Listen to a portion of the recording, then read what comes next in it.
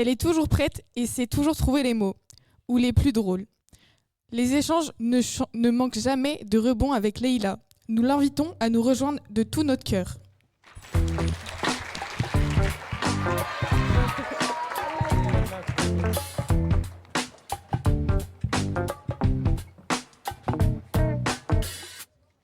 Frida Kahlo affirmait « Je ne peins pas mes rêves ni mes cauchemars, je peins ma propre réalité ».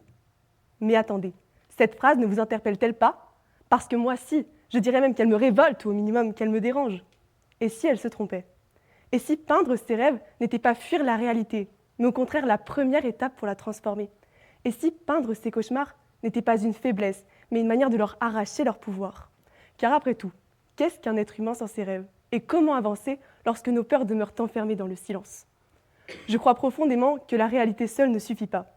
Je pense que nous sommes faits de ce qui est, mais aussi de ce que nous redoutons et de ce que nous espérons. Depuis notre plus jeune âge, on nous répète que les rêves appartiennent à la nuit, comme s'ils devaient rester derrière nos paupières, comme s'ils n'étaient que des illusions. Puis vient la réalité qui nous dit ce qui est raisonnable, le métier qu'il faut choisir, le chemin qu'il faut emprunter, la personne qu'il faut devenir. Alors certains deviennent des rêveurs.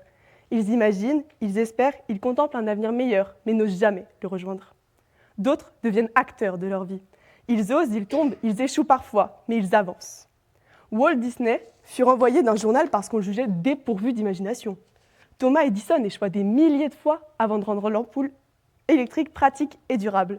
Steve Jobs fut même exclu de l'entreprise qu'il avait lui-même créée. Pourtant, aucun d'entre eux n'a abandonné son rêve parce qu'ils avaient compris une chose, la différence.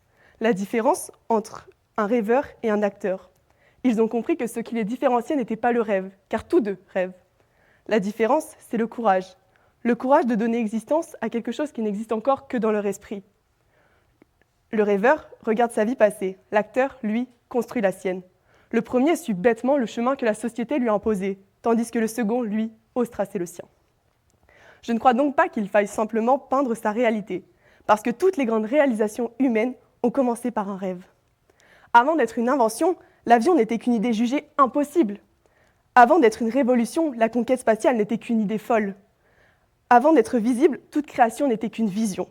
Comme l'écrivait Paul Klee, l'art ne reproduit pas le visible, il rend visible. Peindre ses rêves, c'est rendre visible ce qui n'existe pas encore.